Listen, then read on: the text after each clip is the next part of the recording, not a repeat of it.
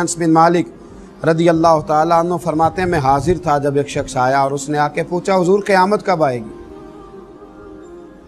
یا رسول اللہ صلی اللہ علیہ وسلم قیامت کب آئے گی؟ تو حضور نے فرمایا تو نے کیا تیاری کی ہے؟ قیامت کے بارے میں پوچھ رہے ہو تو تیاری کیا ہے؟ عرض کرنے لگے حضور کثرت صوم و صلات تو نہیں، یعنی کوئی زیادہ نفل اور نمازی اور نفلی روزے تو نہیں، لیکن یا رسول اللہ صلی اللہ علیہ وسلم میں ایک عمل ہے۔ حضور نے فرمایا وہ کیا؟ عرض کی حضور اللہ سے بھی محبت کرتا ہوں، اللہ کے رسول سے بھی۔ تو حضور بڑا مسکرائے اور فرمایا پھر تجھے مبارک ہو، قیامت میں تو اسی کے ساتھ اٹھایا جائے گا جس سے تو محبت کرتا ہے۔ حضرت انس بن مالک رضی اللہ تعالیٰ عنہ فرماتے ہیں وہ تو خوش ہو کے چلا گیا تو میں نے موقع سے فائدہ اٹھایا۔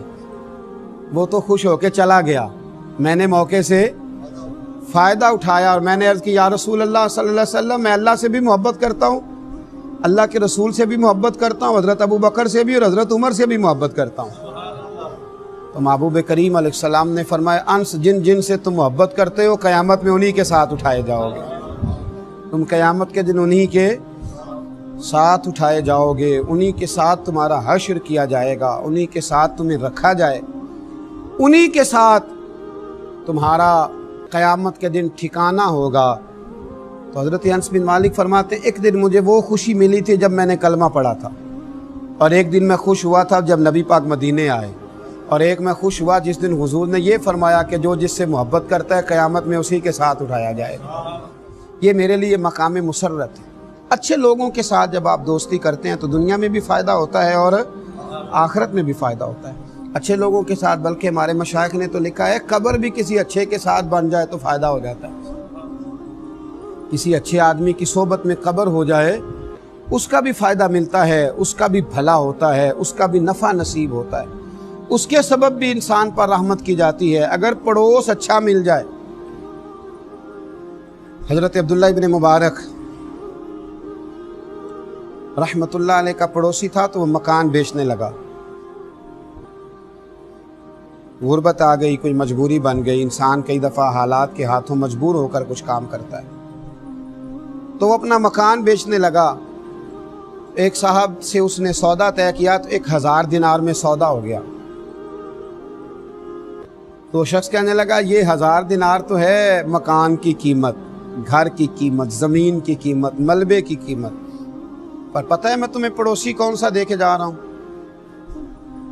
جناب عبداللہ ابن مبارک کہنے لگا 1000 دینار ان کا پڑوس تمہیں دینے کا دوں گا۔ 1000 دینار دو، اتنا عالی شان پڑوسی؟ اور پھر مکان بیچنے والا رو پڑا، کہنے لگا یہ وہ والا پڑوسی ہے جس کی برکت سے مجھے دین کی توفیق بھی ملتی ہے اور میرے اوپر اللہ کی رحمتیں بھی نازل ہوتی ہیں، یہ میرا وہ والا پڑوسی ہے۔ 1000 دینار لوں گا ان کا پڑوس دینے کا کہ اتنا اعلیٰ قسم کی صحبت مجھے میسر تھی، میرے بچے انہیں دیکھ دیکھ کر دین کا رنگ اختیار کرتے تھے، میری اولاد انہیں دیکھ دیکھ کر آگے بڑھتی تھی، تو میں 1000 دینار فقط اس چیز کا لوں گا۔ حضرت عبداللہ ابن مبارک کو جب پتہ چلا کہ میرے پڑوسی کے میرے بارے میں نظریات کیا تو بلایا، فرمایا میاں یہ تو نے کیا کیا، میں کہاں اس قابل ہوں۔ عرض کی حضور میں نے کبھی خوشامد کرنا نہیں چاہی، پر میرے دل سے پوچھ کے دیکھیں آپ کتنے بڑے ہیں، کبھی آپ پوچھیں مجھ سے آپ کتنے شاندار ہیں، آپ کی کیا بات ہے، آپ یہاں ہیں تو میں کتنی سکھ میں ہوں، کتنی آسانی میں ہوں۔ تو حضرت فرمانے لگے تو مکان نہ بیچ، تیری جتنی ضرورت ہے وہ میں پوری کر دیتا ہوں۔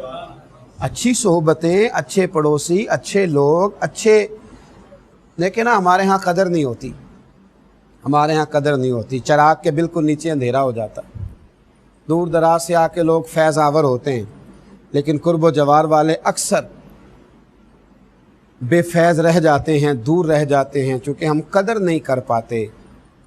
اگر اچھی صحبت میسر آئے تو پیار کریں اور دوستی کے حق ادا کرنے کی کوشش کریں، مقدور بر خدمت کریں، مقدور بر آگے بڑھیں۔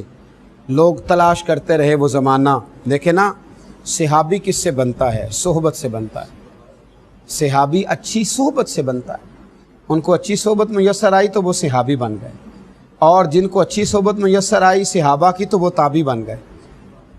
بغداد میں بارش نہیں ہوتی تھی، قحط کا زمانہ تھا، اب تو الحمدللہ تعالی اللہ تعالی ہمیں فضل فرمائے قحط نہیں ہوتا، تو جن علاقوں میں ابھی بھی خشک سالی ہو جاتی ہے وہ بیچارے بڑے پریشان ہوتے ہیں۔ اللہ تعالی ہمارے حال پر رحمت فرمائے اور اللہ ہمیں خشک سالی سے محفوظ فرمائے۔ جن علاقوں میں خشک سالی ہوتی تھی وہ بڑے پریشان ہوتے تھے۔ تو بغداد کہہ رہا ہوں، بستام میں نا بارش نہیں ہوتی تھی، خشک سالی ہو گئی، لوگ بڑے پریشان تھے۔ تو ایک بہت بڑا طبقہ باہر نکلا، دعا کے لیے چلتے ہیں، دعا کرتے ہیں۔ بہت سارے لوگ میدان میں آئے، ایک درویش عالم کی قیادت میں۔ ایک نوجوان وہاں نہ اکیلا رہا کرتا تھا، ایک جگہ بیٹھ کر وہ اللہ اللہ کرتا تھا۔ وہ بھی آگے بڑھا اور اس نے آگے بڑھ کر کے ان لوگوں سے کہا کہ تم بارش کے لیے دعا کرنے آئے ہو، اگر مجھے موقع دو تو مجھے رب کی رحمت پر امید ہے کہ میرے اکیلے کی دعا کی برکت سے ہی بارش ہو جائے گی۔ عدل کریں تے تھر تھر کمبن، اونچیاں شانہ والے تے فضل کریں تے بخشے جاون، میرے جے منہ کالے تے رحمت دا دریا الہی ہر دم وگدا تیرا، تے جے ایک قطرہ بخشے مینوں کام بن جاندا ہی میرا۔ کہا جناب اگر آپ لوگ بھروسہ کریں تو مجھے امید ہے میرے اکیلے کی دعا پر ہی اللہ رحمت فرما دے گا۔ تو کہا بھئی آپ دعا کر دیں۔ اس شخص نے دعا بڑی عجیب کی، کہنے لگا اللہ جو میری آنکھوں میں جلوہ ہے نا، اس جلوے کی برکت سے بارش عطا فرما۔ جو میری آنکھوں میں جلوہ ہے اس جلوے کی برکت سے بارش عطا فرما۔ ابھی اس نے ہاتھ اٹھائے تھے کہ رب کریم نے فضل فرما دیا، کالی گھٹائیں چھا گئیں، رم جھم بارش ہونے لگی۔ اللہ کریم نے اپنا فضل کرنا شروع کر دیا، پھول کھلنے لگے، کلیاں مہکنے لگی، بادل آہستہ آہستہ برسنے لگے، بات بننے لگی، پھول چٹکنے لگے۔ میرے بھائیوں یاد رکھنا اور سمجھنا اس بات کو، جب کیفیت تھوڑی آگے بڑھی، بارش ہونے لگی، اب جب جل تھل ہو گیا نا سارے علاقے میں، لوگ تو اپنے اپنے گھروں میں چلے گئے۔ جو اہل نظر تھے اس نوجوان کے قریب آئے اور آ کر کہنے لگے میاں ایک بات تو بتائیے، دعا کیا ہوئی کہ یا اللہ جو میری آنکھوں میں جلوہ ہے اس کے صدقے بارش عطا فرما، یہ کیا دعا ہوئی؟ تو اس شخص نے بڑی عجیب بات کی، کہنے لگا ایک دن کے لیے مجھے حضرت بایزید بستامی کی صحبت نصیب ہوئی تھی اور ان کا جلوہ میری آنکھوں میں موجود ہے۔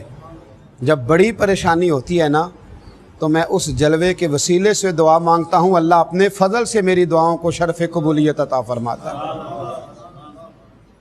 اچھے آدمی کی صحبت اگر آپ کو تھوڑی دیر میسر آتی ہے، تھوڑا وقت بھی میسر آتی ہے، آپ تھوڑا ٹائم بھی اگر ان کی صحبتوں میں رہ پاتے ہیں، اس کے توسل سے اللہ تعالیٰ فضل فرماتا ہے، اللہ کرم فرما دیتا ہے، اللہ آسانیاں کر دیتا ہے۔ اور بہت سارے معاملات ایسے ہوتے ہیں جو آسانی کے ساتھ طے ہو جاتے ہیں۔ میرے رسول کریم صلی اللہ تعالیٰ علیہ وسلم نے فرمایا قیامت کے دن